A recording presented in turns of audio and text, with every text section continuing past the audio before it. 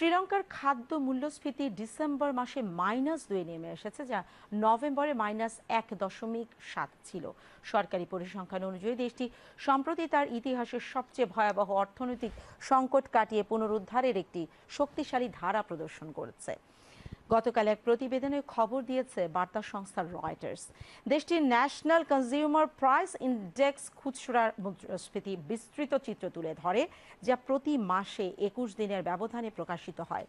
December মাসে খাদ্য খাতে মুদ্রাস্ফীতি -1 দশমিকে নেমেছে, যা নভেম্বরে 0% স্থির ছিল। খাদ্য বহির্ভূত পণ্যেরও মুদ্রাস্ফীতির সামান্য উন্নতি দেখা গেছে, যেখানে নভেম্বরে -3 দশমিক ছিল, তা ডিসেম্বরে -2.9 পৌঁছেছে। বিদ্যুৎ খরচ কমানোর ফলে মুদ্রাস্ফীতি আগামী 6 মাসে কম থাকতে পারে। এ মাসের শুরুতে শ্রীলঙ্কা তার গৃহস্থালী বিদ্যুৎ শুল্ক 20% কমিয়েছে। শিল্প খাতে এই শুল্ক 30% এবং পর্যটন খাতে 31% পর্যন্ত কমানো হয়েছে, যা বৈদেশিক মুদ্রা অর্জনের ক্ষেত্রে গুরুত্বপূর্ণ ভূমিকা রাখবে।